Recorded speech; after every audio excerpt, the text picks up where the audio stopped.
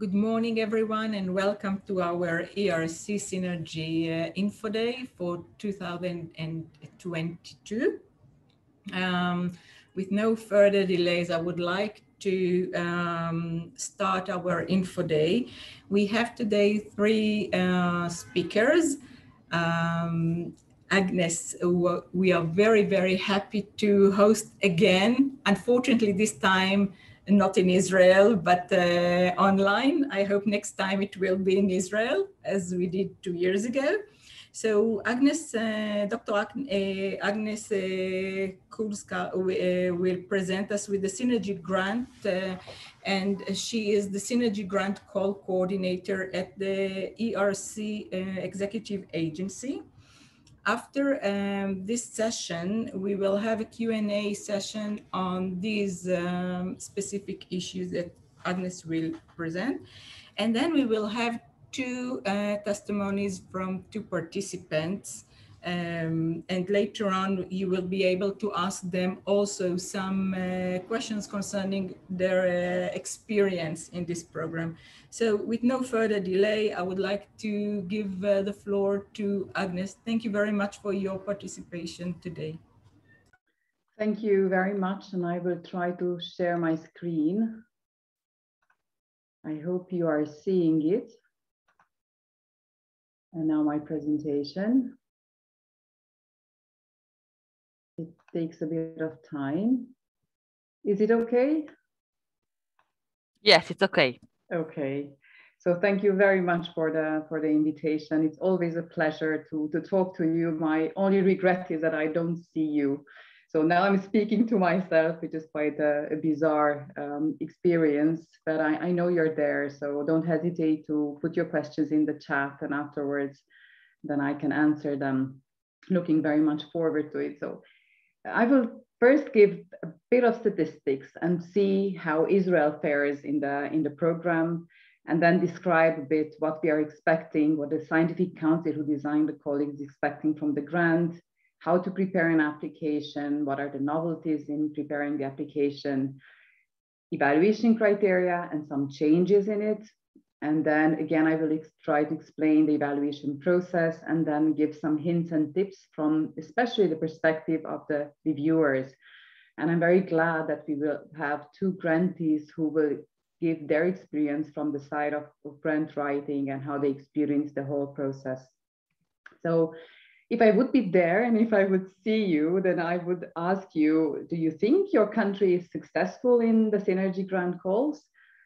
And I hope you say yes, because I do think that you're quite successful. If you see here, you have a success rate of 9%. In 2020, you were involved in 3 successful grants.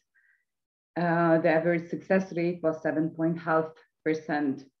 But what does it actually mean? Now, if you look at this slide, you see here the 3 winning grants, and the gray shaded columns are in fact the number of proposals that were submitted with host institutions from Israel.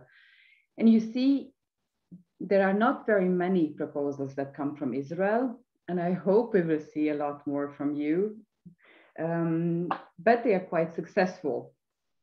The blue dots are those countries that are outside of European member states and outside of the associated countries. So we had quite a good number of successful host institutions coming from USA, Canada, Australia, and Japan. This grant, again, it just gives you a perspective regarding the nationality of the principal investigators. The blue shaded column, the part of the columns, are those ones that are nationals working in the home country. So you can see for Israel that all the funding grantees, they are all of Israeli nationals, and you don't tend to go outside. That was the trend that we have seen in the past years too. So for example, if you look at the Swiss participation, then you see there that there is a very large yellow part of the bar. And that means that most of the PIs who are working in a Synergy grant, they are in fact non-Swiss nationals. And it's interesting also to look at, for example, the Italians. So all those Italians who work on a grant, they are either in the country, in Italy, or they are somewhere abroad. So it's an interesting picture to see the mobility of the researchers in Europe. We see quite a lot of US nationals too working in Synergy grants and who are working in Europe, not in US, but also in Europe. This is the green shaded bar down. And so these are the 3 winning grants. And today we will have from the 2020 grants, Professor Burak with us. And then we will have also Valery Krizhanovsky from the 2019 winning grant, who will speak about their grants. But we have 2 other ones. And fungal tolerance was a life science project, and quantropy was a physical science project. But again, these are quite interdisciplinary. Probably out of these, the KiloNeurons are the most interdisciplinary, that are spanning through more scientific areas. Now, how is this synergy calls are designed? You are probably familiar. And again, if I would be there, I would ask you to put up your hands to know how familiar you are with the synergy grant calls. But I hope that, of course, you are familiar with the ERC grants in general. The difference here is that you have a small group of people, 2 to 4 PIs applying for these grants. For 2022, we have a call budget that's a bit less than 300 million that will allow around 30 grants to be funded. We had 300 million, by the way, for 2020 as well. These grants usually are of grant size of 10 million, running for 6 years, and there are certain cases when you can go up with 4 million grants. You could see, for example, in the previous slide, for example, quantropy has a budget of 13.5 million euros. What is also interesting in this grant is that I said that there are 2 to 4 PIs. Indeed, there are 4 PIs, for example, in this grant. But you have also another partner, it's the 5th partner here, from Tel Aviv University, also receiving budget of over 1 million euros. But you cannot have 5 PIs, so you have 4 PIs. You can have maximum 4 PIs in a synergy grant. At any one time, 1 PI can apply with a host institution outside of Europe. All PIs have to work at least 30% of their time on the synergy project. This is very similar to how the advanced grants is also designed.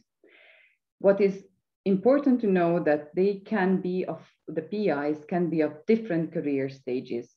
They can be young, collaborating with more senior PIs.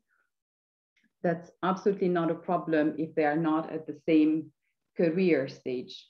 Every PI is evaluated according to their career stage, and I will talk about that a bit later. The call is due to open next week. Oh, I see a spelling mistake on my slide, sorry for that. We'll see if we will open, I hope so. The work program is not yet adopted. So if all goes fine, then the work program is adopted on the 14th of July, which is the legal basis for our working, and then we can open the call on the 15th. Now, again, the submission system, which remains to be seen if it will work from day 1, or we need to still work on it for the coming days. But you will still have several months to work on the grant, because the grant deadline to submitting a grant is 10 November. So what are the features of the synergy grant? Foremost, it's the ambition of the research problem. To this, you have the added value of the group. So it's not separate advanced grants or separate starting or consolidator grants, but really this combination of the people that have to come together to really reach the aims together. And that's what you have to convince the panel about. The PIs cannot be changed throughout the grant. So if you start with it, every PI is equal. They are equally important, which means if one wishes to leave the grant, then you are in trouble with it. All PIs are equal that I mentioned, but we have from administrative point of view, a corresponding PI and a corresponding host institutions. These are the administrative contacts with the ERC, especially during the grant lifetime. So when we are talking about the synergy grants, many people are, but what is synergy? Well, it cannot be defined very easily. And I heard viewers saying, well, in fact, they are recognizing synergy when we are seeing it. Basically, they are looking for a very ambitious research question, which it can be tackled only by this combination of the team and the skills and the methods that come together, and in no other way it can be done. So the evaluators will look at how these scientific elements are combined together to judge the excellence of the PIs and the excellence of the project. So it's definitely not a loose cooperation or networking between PIs. It's not a consortium. It's not a simple passing of data, of information. And of course, there is no requirement in the work program that the projects to be interdisciplinary. That's not absolutely needed. You can have a project very well defined, for example, in quantum physics, but which needs PIs with different skill sets, theory, for example, with experimentalists. Now, how to submit a grant? You have the submission system. You can access it through the funding and tenders portal, and it has basically two parts, an administrative part and the proposal that itself. And the proposal is composed of a short proposal, part B1, and a longer one, which is of 15 pages, which is the part B2. Now, the difference between the two is, I will go open, I will give the tips and hints, and I will a bit of explain what are the differences between it. But in part B1, you are describing the project basically in 5 pages. The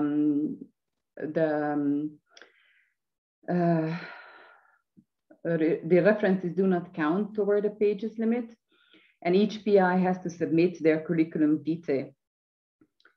There are no panels selected. You only have to select ERC keywords, those keywords that are in the set of 27 panels. So starting from last year, from 2021 calls, we have 27 panels and no longer 25 as in the past. And the part B2, in fact, it's a 15 pages. It has to complement the extended synopsis of 5 pages. And there you have a resources and commitment section, which does not count toward the 15 pages limit. And you have, of course, then a budget breakdown or table where you have to have a budget per PIs. For all these guidelines, always check either the work program, but for detailed guidelines, the information for applicants, and that hopefully will be also available on the 15th from the funding and tenders portal. There are some novelties in part B1 because the ERC is subscribing to the DORA principles. Therefore, we are asking PIs not to include the journal impact factors. So as the relevant bibliometric indicators, they can add other ones, but not the journal impact factor. And of course, the reviewers are also instructed not to look at those at all. And besides the list of achievements that each principal investigator puts forward, which is described again in the guide for applicants of what is required for the different profiles, there's a possibility now that the PIs to provide a short narrative description of the scientific importance of their research outputs.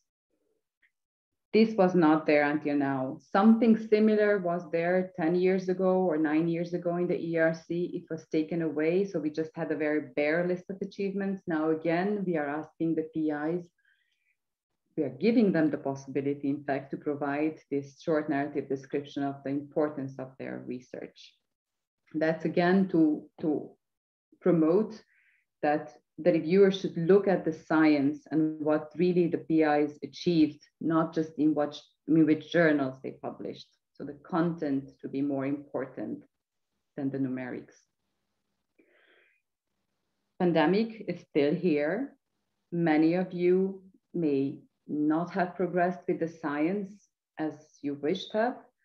Therefore, in the CV, there is now a section where you can indicate if you had a career break or something, a delay due to the COVID-19 outbreak, and you can explain that. And of course, then the panelists will read that too.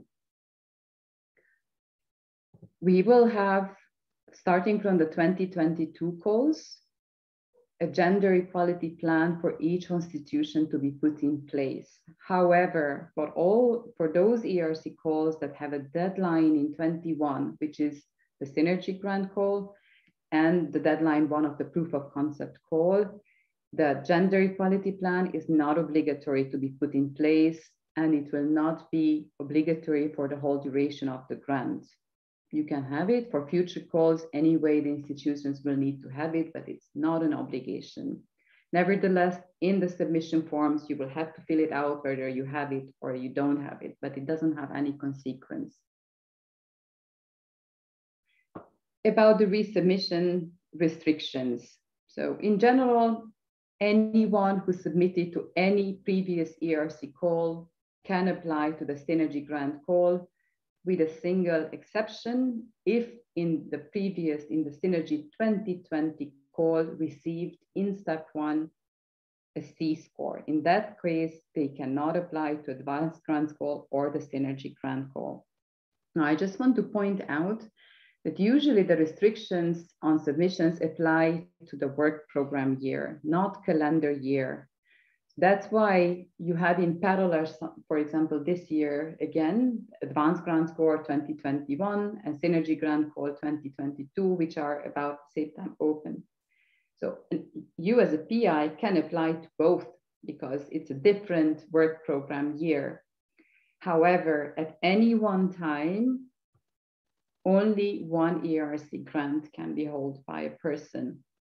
That means that, for example, if you get the individual Advanced Grant, that can have a consequence on the eligibility of the Synergy Grant proposal. Now, there's a possibility always to delay the signature of the Advanced Grants call until you receive the Synergy Grant result. But your fellow PIs, if you're planning to apply to both calls, then your fellow PIs have to be aware that there is a risk that their Synergy proposals becomes eligible if you will not continue with the Synergy Grant call, but you decide to go for the individual call. So what are the evaluation criteria? As in any other ERC call, it's just the quality of the science, which is addressed at 2 levels, of the project and of the principal investigators. And to keep in mind that the detailed methodology, it's not assessed in step 1, only the feasibility. To go in detail what is addressed, these are the evaluation questions, and I would advise you that when you are actually drafting your project, then look at these questions very, very carefully and try to put yourself in the shoes of the reviewer and find the answers in your proposals to these questions, because they will need to answer to these questions. Therefore, the answer has to be there somewhere in your proposal. The Scientific Council reformulated 2 questions. Otherwise, the questions are very similar to what were there in previous years. They want to better separate the synergy aspects relating to the scientific approach and on the principal investigator group as a whole. So you will see that there's a new question here, and which is used at step 1. It was not the case in the past. So they are looking at how this synergy group, grant group, brings together the know-how of the group. And it means, again, because this is evaluated in step 1, that you have to have the answers in part B1 already there.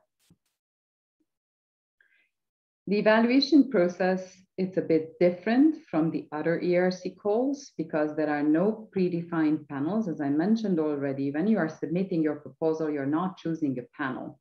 It's a given, it's Synergy 1. That's the panel name in step 1. On the other hand, you will need to choose very carefully 4 to 6 keywords. So all proposals arrive in one panel. We have a pool of about 87 panel members that are supposed to cover all science fields and scholarship. That's pretty hard to do. Therefore, we are using also panel evaluators, which are panel members of other ERC calls, such as Starting Grants, Consolidator, Advanced Grants. They are about 120, and they complement the panel members' expertise. So we have done a pool of about 200 reviewers who will look at these 400 or 500 proposals. That's why it's so important that your keywords are well defined, that your abstract is very well written, so that when the proposals are allocated to reviewers, then they can understand what is about. So when your proposal is reviewed by 4 or 5 reviewers, then in March, the Synergy panel chairs and vice chairs will meet. We don't know yet whether it will be online or in Brussels, but they meet. These are 11 people. So we have 5 chairs and 6 vice chairs. In social science and humanities, we have 2 vice chairs because there only one social science oriented panel is designed. And the 5 panels orientation in big, they are about 2 light science panels, 2 physical sciences panels, and as I mentioned, 1 social science and humanities panels. But not in step 1. So again, these all proposals are in one panel, and these 11 people meet in March, and then they decide which are the most competitive proposals to be passed to step 2, up to 7 times the call budget. So that will mean about 200, 250 proposals, for example. And all those applicants who are rejected, they will receive a B and C score, and then they will be subject to resubmission rules for the 2023 calls. Those rules we do not yet know, because always they are defined for past calls. So as soon as the step 1 is over, then those 5 chairs sit down together with the scientific officers, and then they design the 5 panels. So we have those about 87 panel members, and then they design the 2 PE, 2 LS, and 1 social science panels. And they put the proposals and the panel members, and they assign these proposals. The panel members, they are generalists in general. So very few proposals will have a close expertise among this group of about 85, 87 panel members. Therefore, they will use extensively external specialized reviewers. In the end, each proposal will have between 9 to 15 reviews. When all these reviews are received, then again, the panels will meet at the end of June, and they will be able to pass up to 3 times the panel budget. So if we consider that at the end about 30 proposals will be funded, then maximum about 100 proposals will be passed to step 3, which are the interviews. And in step 3, no new reviews are written. So in step 3, the panels will judge the proposals based on the reviews written in step 2 and on the interview. So all PIs of a group will be invited for the interview.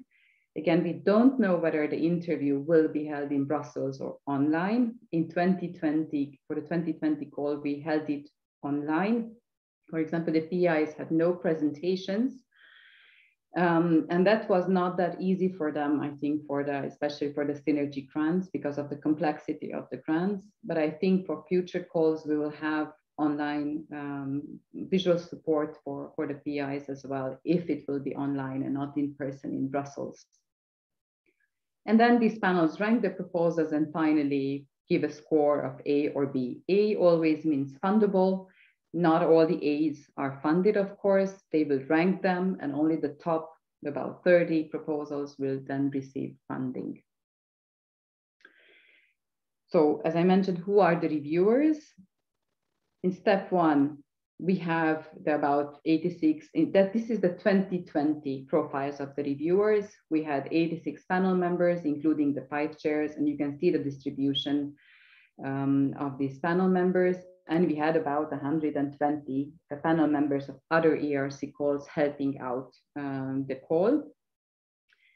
And in step 2, as I mentioned, these generalist panel members are not enough to go in detail to review part B1 and B2. Therefore, we are inviting a huge amount of remote referees. You see the scale here. There were more than 3,500 people invited, and about 30% of these accept to review and actually deliver the review for the ERC. So it's a massive exercise for the scientific officers to chase these people and try to have them writing good reviews.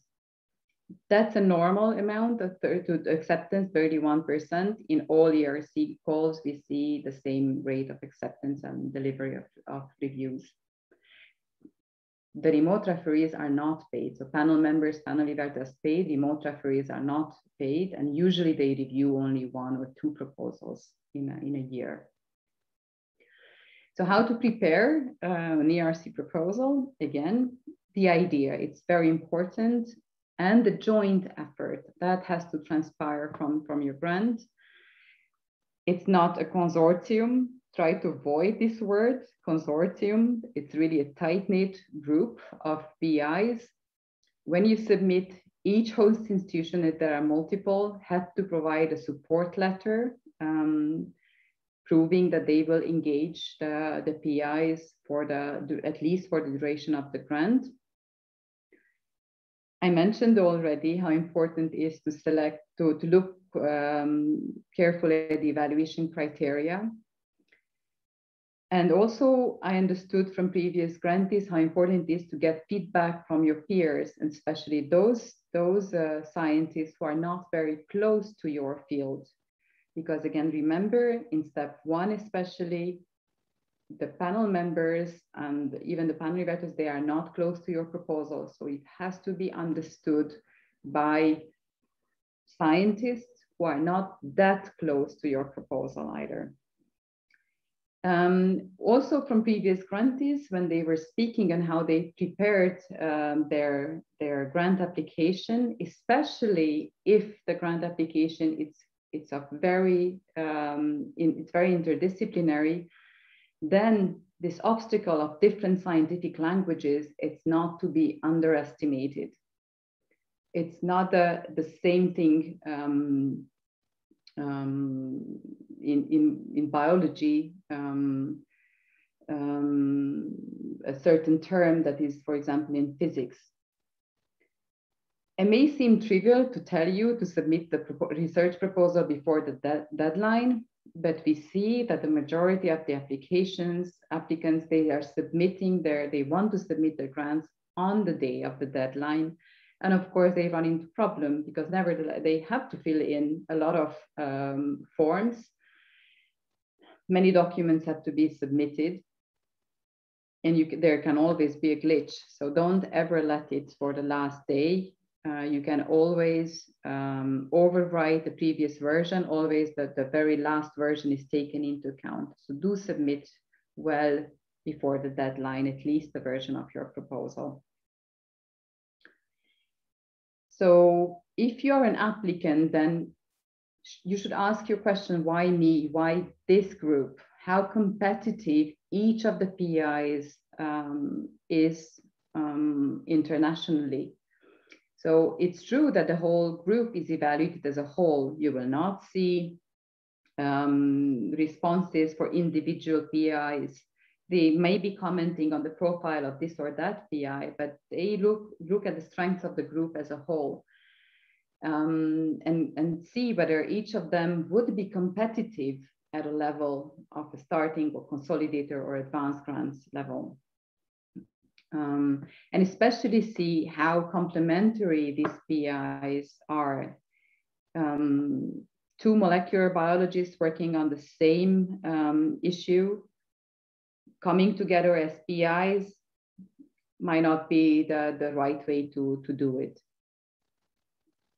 And about the research project, then there are certain questions to ask. Why is this important? Why now? How timely is your project? How important is for different disciplines? Do you bring forward Do you advance your own science, all sciences together? What is really the transformative potential? And again, ask yourself, what is this? Why is this particular combination of the PI best for the project? Because you will be there at the interview and you will have to prove that to the panel that it's only you who can do it. And again, you have this balance of the high risk, high gain. If it's risky, how substantial is the gain? Is there a plan for managing the risk? Even if you don't succeed, what else do you gain from the project? So think of those aspects too and write it down in the proposal. So differences between part B1 and B2. So part B1 is seen only in step 1. In step 2, both part B1 and B2 are looked at. So don't just repeat what is in part B1 in part B2. I mentioned already the know how the group, state the state of play and know well your competitors. And remember that it's only the feasibility. So you only need to outline the methodological approach. And then of course you have this question on the funding IDs.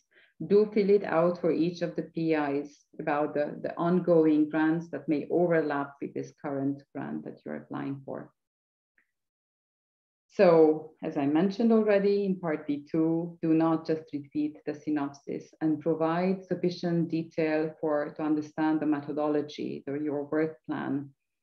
The resources section, the reviewers will not look at the numbers per se. They will look at how many people, for example, you requested, what sort of equipment you requested, whether that's really needed for your proposal, and know your budget. You can be asked questions about it in the interview. If you have additional team members, not just PIs, then do explain the involvement of additional team members, especially if they receive funding. And of course, as I mentioned already, explain the budget properly. The panels will not just cut a proposal just for the sake of cutting. So don't overinflate your budget. Be very realistic about it. You can go for 1 or 2 million if you are only 2 PIs and this is only what you need. You don't need to write a proposal for 10 or 14 million for 6 years. It can be of a shorter duration and a more modest budget, of course. Then about the CVs, don't ever think of changing, for example, the order of the publications. You risk being excluded from evaluation. And it's a matter of scientific integrity. I just mention it because we see it sometimes, and unfortunately we have to exclude, especially younger PIs. And when they do that, they just change the order in publications. And do use the CV template provided in the template part B1 that you will be able to download from the submission system. Then what we see for typical reasons of rejection is, again, as I mentioned, these researchers of different scientific career stage can come together. But of course, if you have a completely inexperienced youngster who would not fare well in an individual grant either, it doesn't look very well for the whole group. And if the complementarity of the PIs is not evident, that again, this is a synergy project. It looks about how the group comes together. Now, this scope, whether it's too narrow or too broad, that is not that easy to explain. Again, it all needs to be put in context. The reviewer will recognize it, whether it is too broad, too unfocused. And so you will never succeed, or very tiny things will succeed from it. So it's not worth for a synergy funding. If it's incremental research, that's in general for ERC grants. If it's not a leap, just an advancement of a previous idea, it might not fare that well. And I mentioned already the insufficient risk management. The interview is super important. So do prepare well.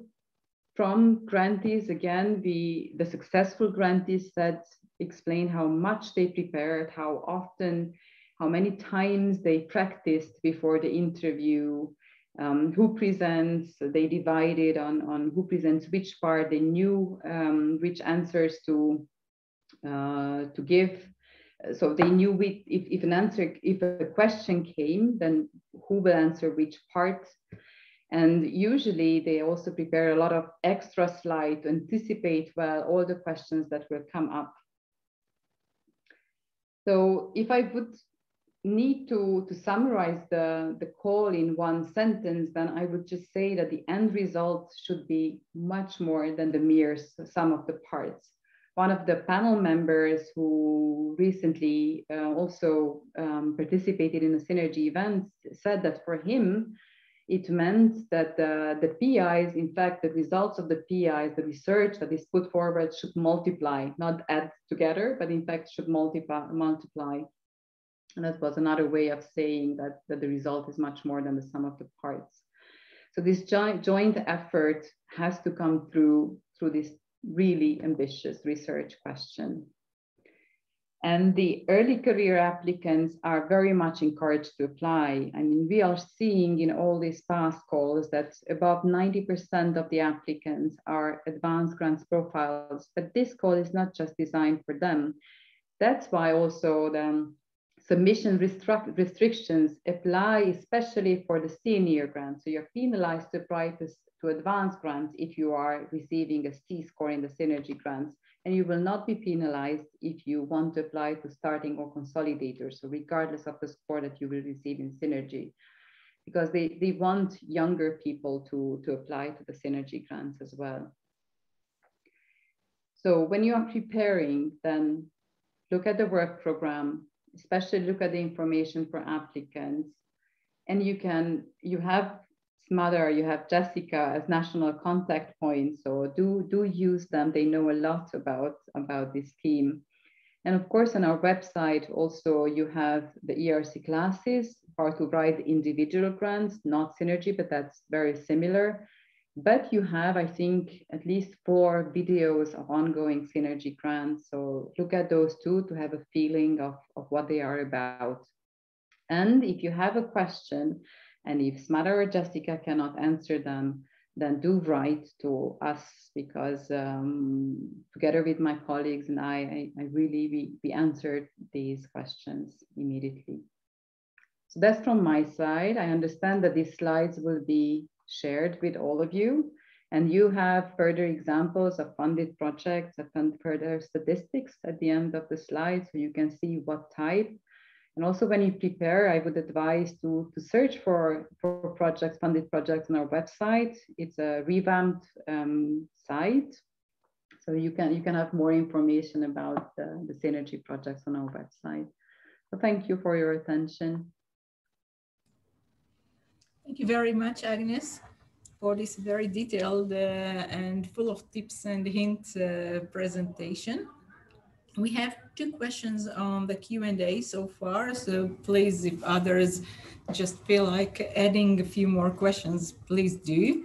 The questions were actually answered during the presentation, but just in case someone missed it, let's go through these questions again. And the first question is it mandatory to have international collaboration, or collaborations within the same nationality is possible? We absolutely, there's no obligation on that. And we have funded grants where the PIs come from the same corridor. So you can have PIs from the same institution, different institutions from the same country, different countries. But among the 4 PIs, you can have only 1 PI that can apply with a country outside of the EU. That's important, or the EU or associated countries. Now, Switzerland might be a problematic case. We don't know whether the association agreement will be concluded or not. So if you are applying, if you plan to apply with a Swiss institution, think twice. for the moment. We can't really tell what will be happening, but you risk to be ineligible if we have. But Israel will be an associated country, so that's not a problem. You're full, but if you plan to have an American and a Swiss, for example, that can be more problematic then. Thank you, Agnes. The next question is, you mentioned the restrictions to hold an advanced grant and Synergy at the same time. Can one hold a Synergy in parallel to a Consolidator grant? No, never. No one can have two parallel ERC frontier grants. Only the proof of concept is a special thing, because proof of concept, of course, you are already giving it to existing ERC grants. So no one can have two parallel grants. But if you hold a grant and that grant is due to expire 2 years within the call deadline, so before 10 November 2023, then you are eligible to apply.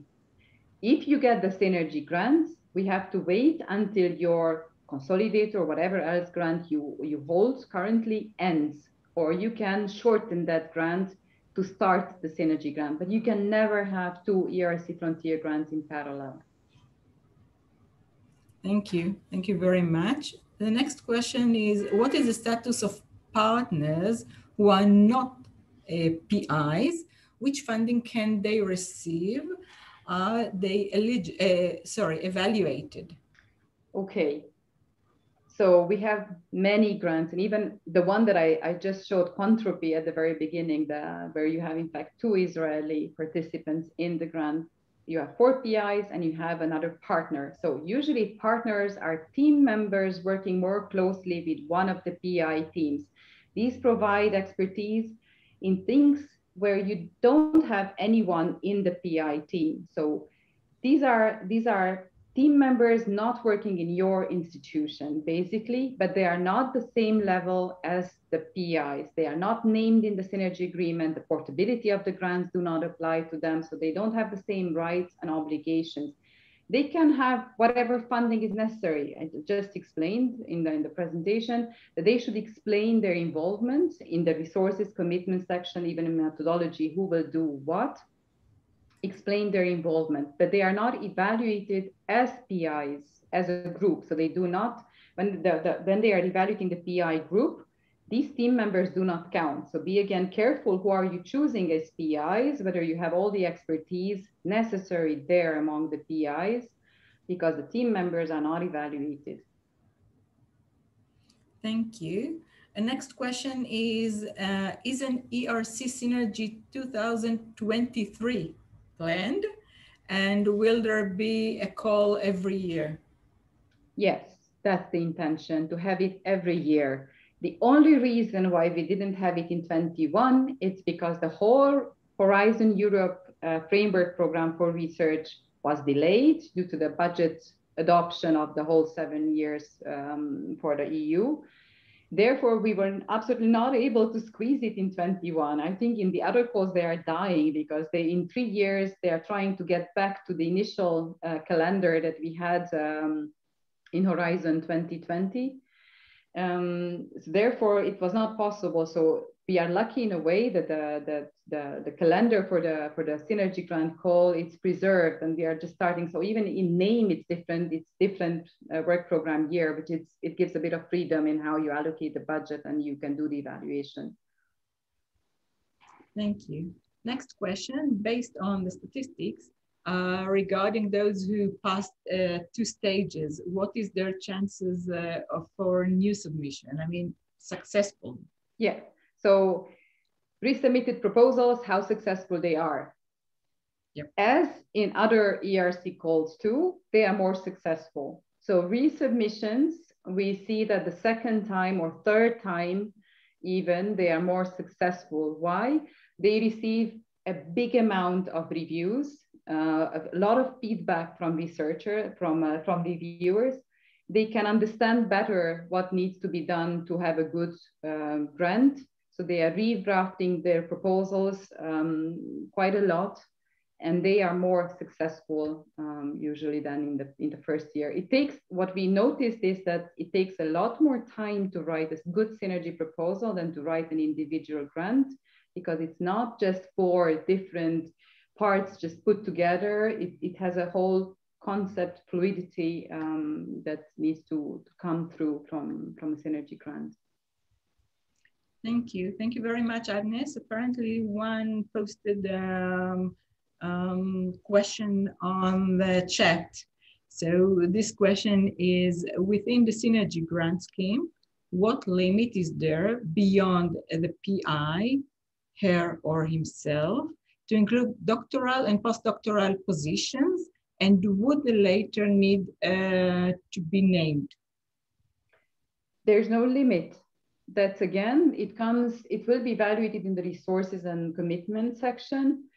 And when I say that they evaluate the resources, this is what the reviewers will look like. If you are saying that you need 10 postdocs and 15 PhD students to do that part of research, because you will be evaluated by your peers, they will know how, in general, how many people it takes. So if for them it seems overestimated, that's when they will cut the number of persons that you are putting. They don't need to be named.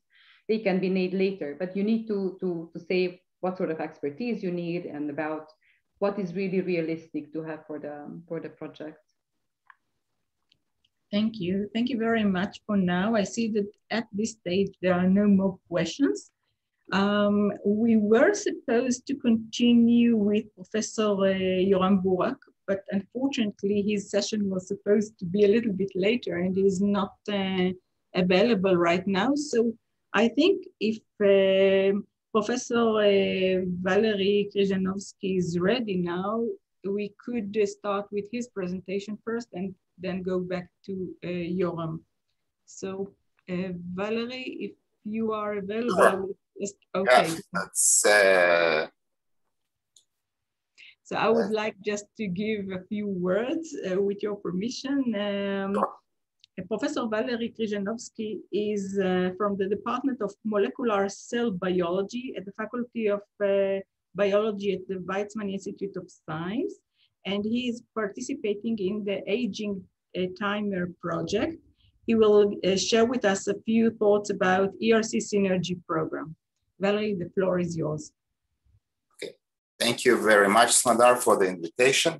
So just wanted to say a few words about what kind of I think might help to get a successful project. So as Smadar mentioned, our project is AgingTimer, and we're beginning to understand the stochastic timer of aging, but it's not, doesn't matter what is actually our project is.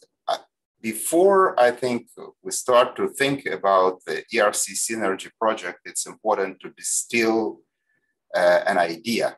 What is the idea behind the project? And we have seen in Agnes' presentation what is expected, but it's important that this idea would be exciting for you, not only for the members of the team, but also for, if you talk with your peers, peer scientists, or even not scientists, I think it's helpful if you discuss it with people and get their feedback. If the breadth of idea is wide, and if it's really something exciting that I think can help to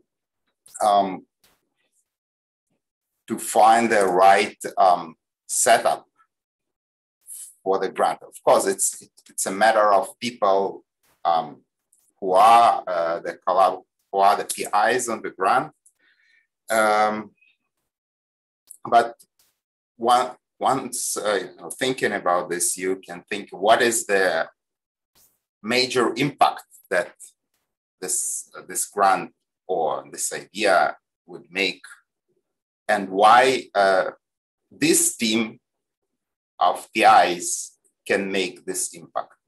I think this is the main, just this is the main thing to pass the first kind of, there's few stages of evaluation, but this is the main thing to go to the, to pass the first stage of evaluation. it's important for the later stages. It's important to think about why this team is different, why your team is different from any other possible team that would be studying or would be trying to address this particular question that you are trying to understand. It also is important to think why this idea, or this subject of your research, why it's new. It comes together with why it's exciting. What is the scientific novelty and what is the general relevance? And what is the strategy that you want to apply to address this novel and relevant question? This is for the part of consolidating the idea and thinking about what is the proposal is exactly about, and combining the team of PIs that would be best to address this idea. And regarding the team, it's important. Very, very important, I think, from the beginning to understand what is the synergy. It's very hard, I think, in all the discussions that we had, it was very hard to define what the synergy is. But I think it's possible to think about this in a couple of ways. So one way is, what are the difference in expertise, right, and the background of the PIs that would be kind of necessary to address the idea of the proposal. But in addition to the differences, it's important to think what are the connections, what are the points where different PI connects, and how these connections actually help to address the idea of the proposal. I think this is kind of part which is important for the evaluation of synergy, as far as I can understand it, by the reviewers panel. And then I think synergy is one of the hardest things to evaluate by the panel. It's important to show to the panel and to the reviewers what is the synergy and why there is a synergy between the PIs in their expertise, in their approaches, in the models they're using in their science in all different ways, and how all this will contribute to the success of their research. So now, and for this is for more general, and now for specifically in writing the proposal, it's important to, I think, put attention to details in every aspects. Just to say that we had in our proposal, we had 12 reviewers, so let's get 12 written reviews, right? So and they're all distributed from different expertise relevant to the topic of the proposal. So I think panel, when appoints reviewers, I believe wants to have a reviewer that would be expert in every subtopic or every specific topic that is in your proposal, and that there not will be just general overview, but also very specific some expert that the panel will appoint will look to it. And that because there are many experts, it's important that all the different aspects are sufficiently covered in the proposal in order to not to get, so, and basically you have to have all of them positive, right, to go through. So you have to have all the aspects sufficiently covered. That in general, that's the point till the point when you're invited to the interview. And the interview is a different thing. It depends on, at our time, right? It was still possible to have a real interview because it was just before like half a year before the pandemic started. So obviously the internet-based interview is a bit different. But I think during the interview, that's in addition to science, which is necessary to address the scientific questions, of course, but the question of synergy that is evaluated by the panel members. And this is the question that for the panel members harder to evaluate. Just think about what they have to do to put yourself, you have all enough experience in reviewing grants, put yourself at the place of the panel members. And I think so it's hard, they have to give a mark for synergy. It's easier to give a mark for science because they have these 12 reviews in front of them and expert opinions. And it's easier based on these expert opinions to evaluate science and all. Also, we all have our experience in evaluating science, but evaluating synergy is something different. And this is why I think getting in the stage of the interview, it's important to explain clearly what is the synergy. What is the synergy between the PIs and why this synergy is necessary in order to achieve the aims of the proposal. And it's good if you have something to prove it, if you had a previous collaboration with these PIs, previous common publications, whatever,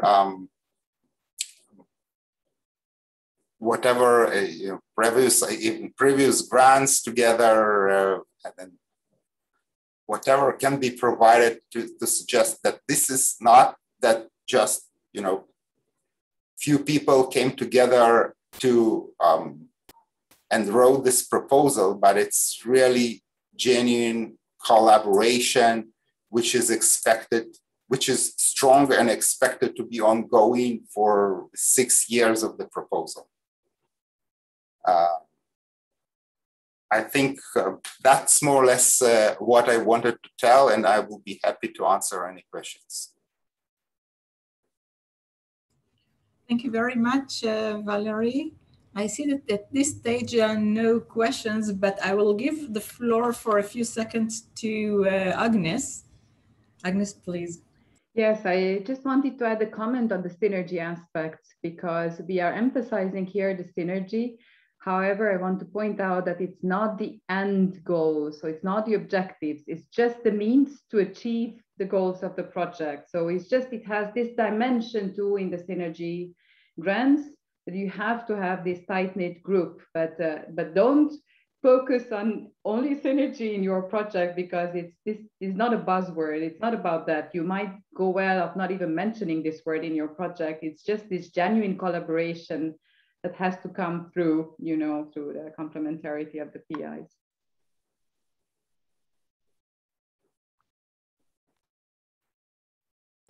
Thank you very much, Agnes. And I can see that in the chat there are questions now. How important is the track of previous collaborations between the PIs? If both of you would like to relate to that. I think probably Agnes is better than me can answer this, right? Because she has the statistics probably about this. I think it's, from my point of view, I think it might not be necessary. And it's just to, as a reviewer, I'm not a reviewer on this grant, but as we all review some grants, some of them are in grants collaborative, and we all want to know that this is a genuine collaboration, right? And not.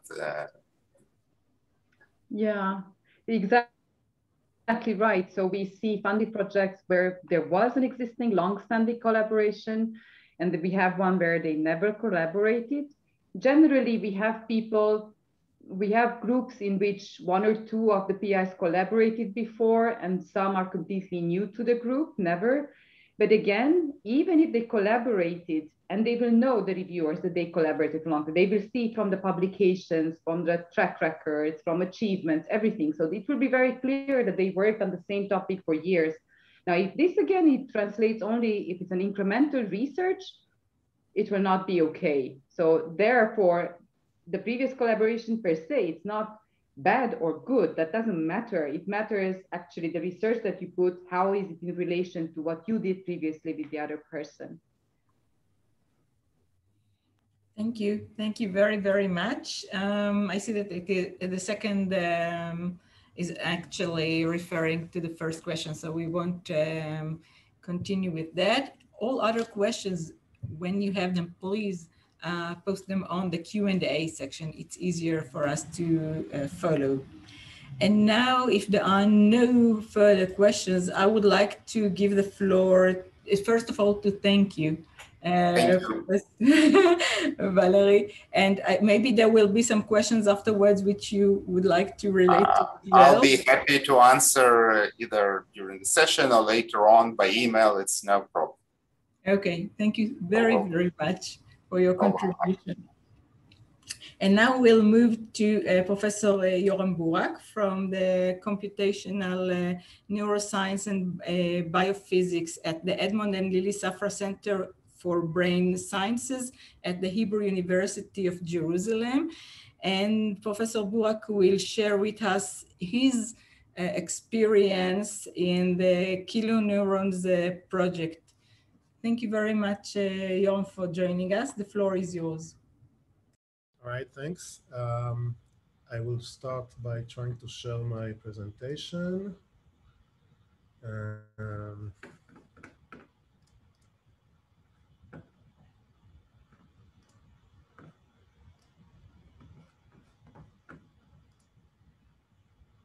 Okay, do you see the presentation or do you see my presenter? Very well. Yeah, okay. So first, thanks. First, I will just correct my affiliation. So I'm a member of the Rakach Institute of Physics and of the Edmond and Lily Safra Center for Brain Sciences at the Hebrew University. And before I start telling you a little bit about my experience, two things that I want to emphasize is that first, I don't think that there's one correct way to do things. And so I will tell you about how we did how we approached the preparation of the grant proposal. And it is very important to listen to advice and to learn from experience of others. At least that's what we thought. But in many cases, we remembered that only we understand what is appropriate for the grant, and in the end will make an argument which is strong. Okay, so the investigators in our case were just two investigators. I am a physicist. In the past 15 years or so, I've been working mainly at the interface between physics and neuroscience in theoretical and computational neuroscience. So I'm a theoretician. And the other PI is Edvard Moser from NTNU, Trondheim in Norway. He's a psychologist and neurophysiologist. And he's also a very prominent scientist, one of the most highly regarded scientists in systems neuroscience, and among other achievements, he received the Nobel Prize in Physiology or Medicine in 2014. So this means that there's a strong asymmetry in the composition of the PIs. When we submitted the proposal, I was a senior lecturer. He's, of course, a full professor and with the highest achievements that you can hope for. And this is something that we needed to think about when we, in making a strong argument that this is really a proposal that involves strongly both of us. And especially when we prepared for the interview, maybe I will have time to talk about it a little bit. I just want to present a scientific context, so I won't have many scientific slides, but what you see here is a rat running around in an arena. I will start a movie in a moment, in an arena which is 2 by 2 meters in size. and this rat is running around. There's an electrode in the brain of this rat, which is picking up the activity of a single neuron in the brain of this rat. And neurons communicate by emitting so-called spikes. And whenever a spike is emitted by the single neuron, a little diamond is being drawn on this video. Now this is running in fast forward, and you will see that a pattern emerges. This single neuron in the brain of the rat is active only when the animal is in particular locations. This will become more and more apparent as. One last thing before, till Yoram sets himself. Sure. You mentioned that there could be a delay in publication of the call.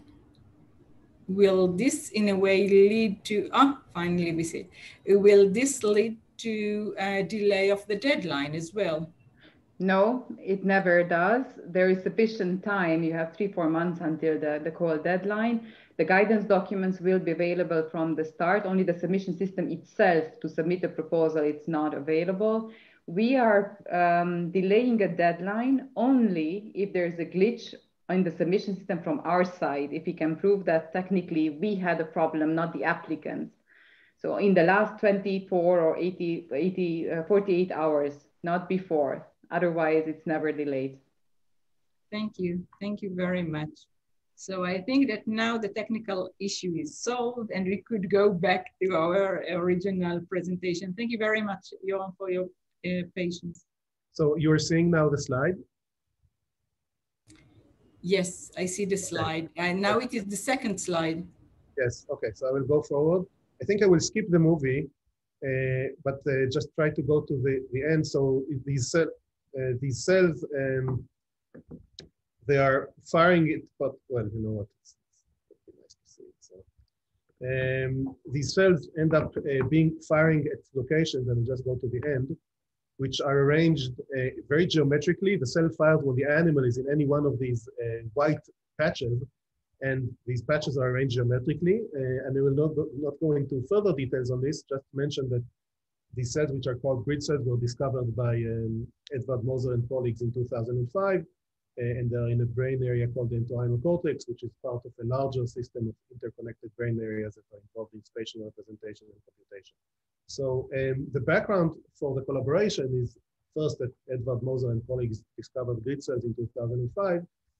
I was involved in, since my early days as a postdoc, in theoretical research related to grid cells since 2006. And because of that, I had various opportunities to meet with Edward Moser. He visited Israel once. I visited Trondheim for a while. Since 2018, we had a smaller scale collaboration, which was part of my personal research grant for the ISF, and Edward Moser wrote a letter of collaboration. We also had some funding for them for travel and for developing the collaboration, which was helpful. So, so that's the background. And here I looked up the timeline of at which time we did various things. So the initiative came in 2019. It was Edward's initiative. He wrote to me an email asking whether I would be interested in writing together a synergy grant proposal. And of course, I immediately said yes. It was, I thought that we had a chance with Edward Moser on board. We had a chance to get it, and that for me it was very beneficial to work with him on developing the grant, even if we end up not getting it. We actually really started working on it in April. I traveled to Trondheim, and I think this was really important for more than a week. And we discussed intensely. At that time, we were thinking of including another PI in the grant. I will maybe get back to that a little bit later. And in May, we had a very early skeleton of the B2 document. But this started a period of very intense work. We exchanged many hundreds of emails. Most of the work was done remotely in email exchanges and Skype meetings. This was before the Zoom era. And many dozens of drafts. So one thing that I want to convey to you is that this the whole process is very long. From the start, we really started to work on it until the process ended. It's a year and a half, and work on the documents, on the grant proposal, were a few very intense months. I think that both of us, both Edward and myself, each of us spent net more than 2 months of work on the writing, on discussing and the writing, and then later before the interview, maybe another 2 weeks. And if anyone here is planning to submit the grant and didn't yet start to work on the proposal, I would say if you decide that you want to really invest in this, set aside a very long time to work on it, because if you want to get it to make a strong argument, this requires a lot of thinking. At some point around October, we started to work with a consultant. In our case, it's an on-site local consultant at the Hebrew University who was extremely helpful for us. Not just the scientific part, even more so in the parts on the CV, the resources part. He made many comments that we know that were important. For example, in the division of the budget, he noted that we didn't explain sufficiently well why the budget is not divided symmetrically, 75% of it going to Trondheim and 25% going to the Hebrew University. And the reason is not just that experimental research requires more funding. With his help, we noted that the cost of postdocs, for example, in Norway is about 3 times, almost 4 times larger than the cost of postdocs in Israel. So we had a strong, we emphasized the argument for this, and when we got the reviews towards the end, we noted that one of the panel members wrote that he was wondering, this seemed to him initially, to him or her initially, strange that this is so asymmetric, but then he read the argument and it makes sense. Now, the argument for synergy. So in terms of the researchers, in our case, this was very clear. Edward Moser is an experimentalist, I'm a theorist. We come from somewhat different disciplines. He's a neurophysiologist and psychologist working in systems neuroscience. I'm a physicist in training. I do theory, and I work in theoretical and computational neuroscience. So this is really clearly complementary. But about the scientific content, we needed to think about it a lot, about what are the arguments for the synergy. So when we just started, at the stage where after I went to Trondheim and we composed the skeleton of the B2 document, it really consisted of a collection of ideas that we had, things that we wanted to do that somehow connected between the two of us.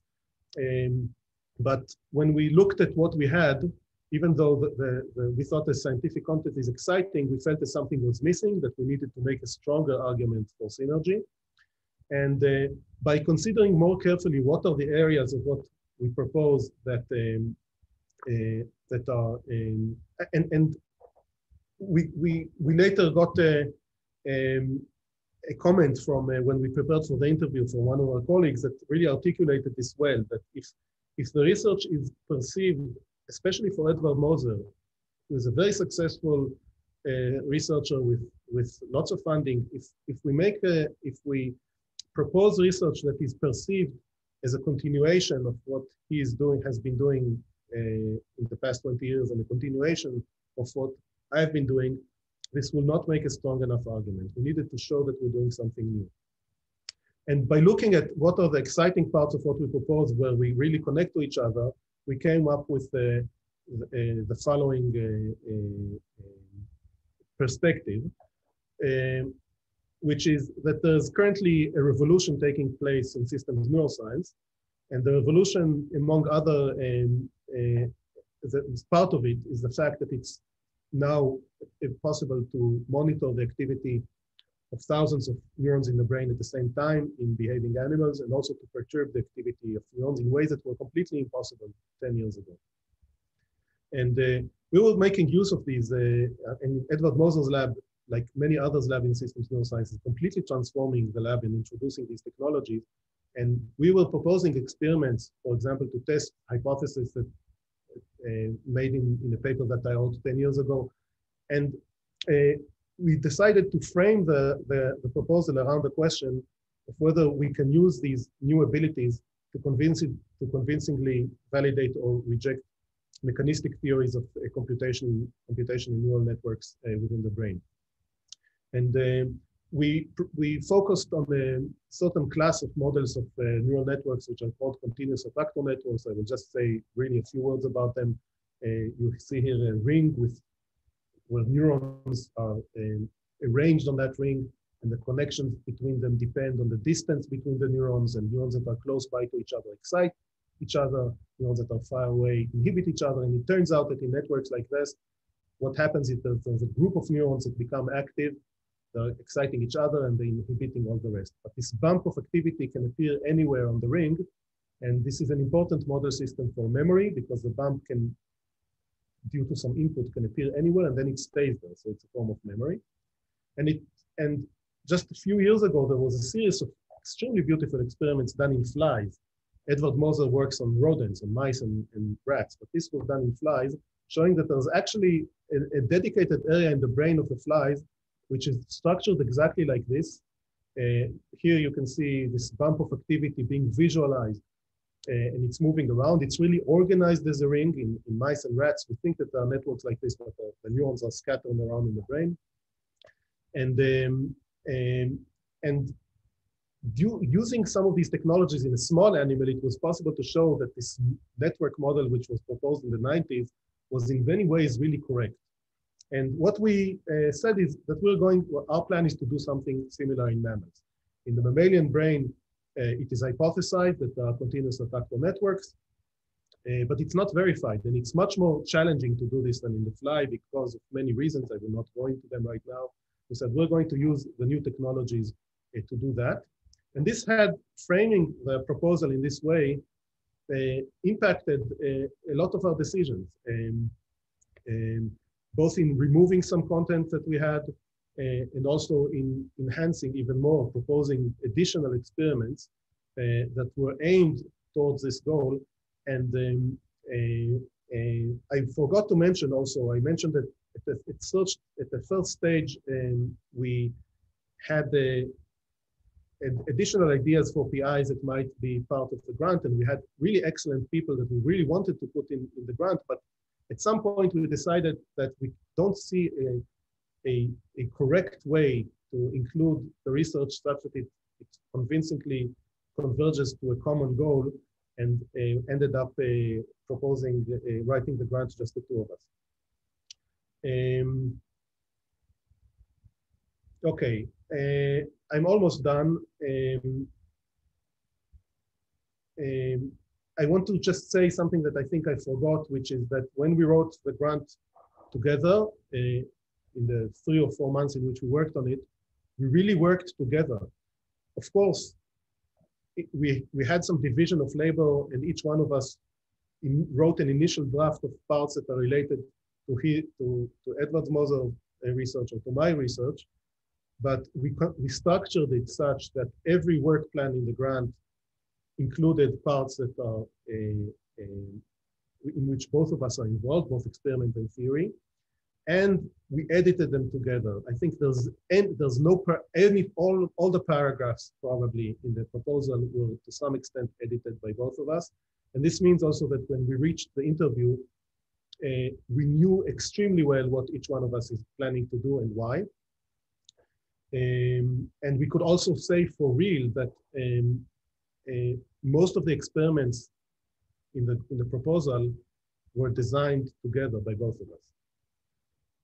So I would like to end just with a random list of what I think is advice. Of course, you don't have to take it. One very important advice is to structure the grant around a clear and attractive and transformative goal, which is exciting and makes sense. In general, having an internal logic, a cohesiveness of the grant, and a relation between everything that is done in the grant, in the proposal, towards this goal, I think is extremely important.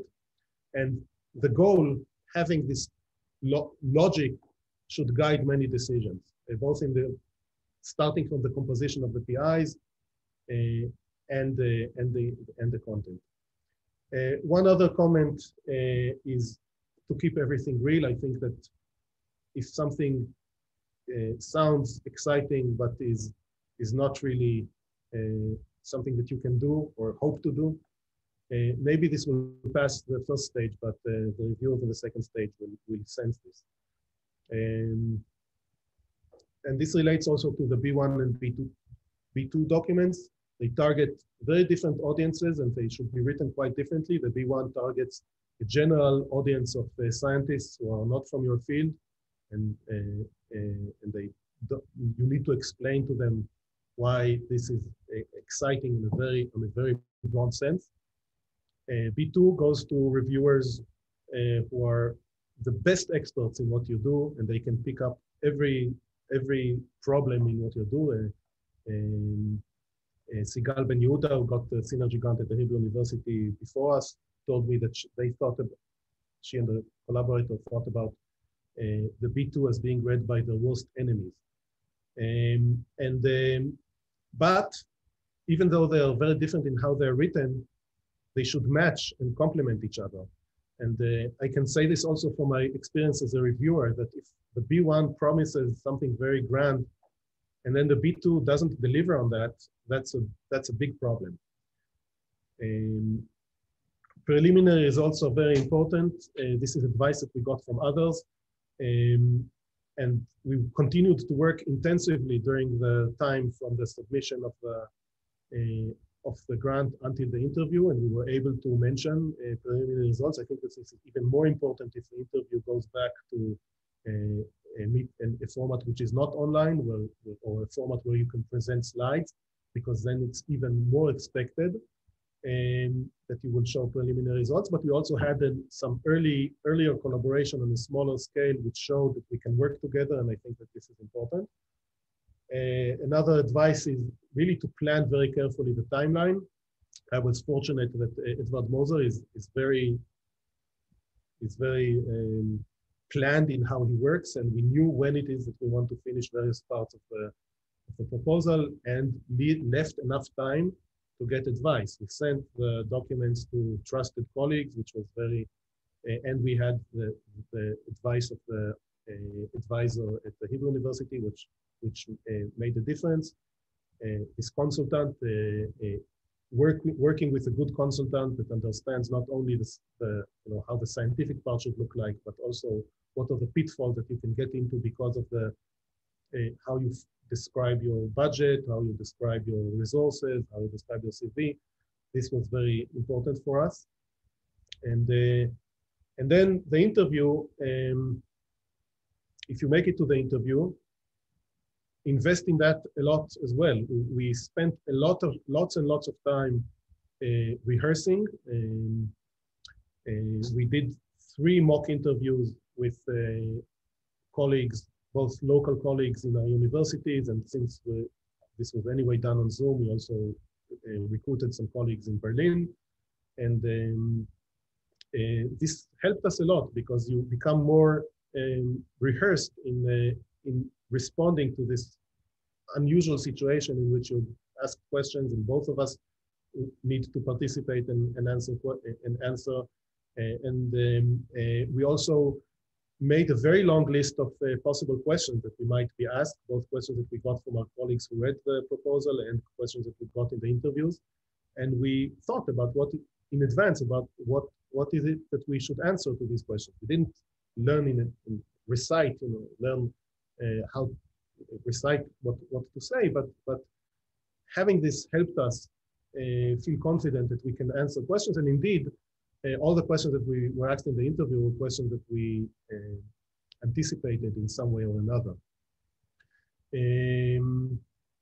And we rehearsed even we were, I don't know how this will be in the coming call, but in our case, we were asked to start with an 8-minute presentation in which we just orally present. And we rehearsed that a lot, and not just just rehearse. We've spent a lot of time preparing it and rehearsing it and seeing how it looks like in the camera. Are we facing the camera when we talk? Are the transitions between us fluent? We transitioned a lot between the two of us to demonstrate the fact that this is something that involves both of us. And then, of course, you can do all these preparations, and this is really important, but it also helps to have some luck. And so I wish everyone here who is preparing the grant good luck. And that's, I think, the end of what I prepared. Thank you very much, Yoram, for this insightful presentation. We have now one question at the Q&A, and more questions are welcomed. The question actually is more relevant, I think, to Agnes. Do the panel members change from one year to the next, or do they serve on alternate years as in other ERC programs? Well, for Synergy Grant 2, usually they do alternate, not however for the 22 and 23 calls, because we had this delay in the call openings. There is a skipped year, even if it's not fully skipped, a skipped year. So more than 50% of the panel has been changed. So, and it's a mixture of before, so less than 50% of earlier calls, it's there. So the question is that we restart from zero almost for the New Horizon Europe evaluation. But in general, for the future, they do alternate, but even when they alternate, they at least 40% of the panels are changed. And in addition, there are no predefined panels in Synergy. So there is not much point in really knowing who's there as a panel member, because they might not end up in the same panel. The panels are from different proposals and so on. So it's not as straightforward as in the other calls. Thank you. Thank you very much, Agnes. I see there are no more questions at this stage. So I think it's time to wrap up and end this info session. I would like to thank again Agnes, Yoram, Valery, you had to go, Jessica, and you for being here with us. I hope you found this event insightful and gave you enough information and ideas for your proposal preparation. And we hope to see more successful proposals submitted by you. See you next time at our next event. So thank you.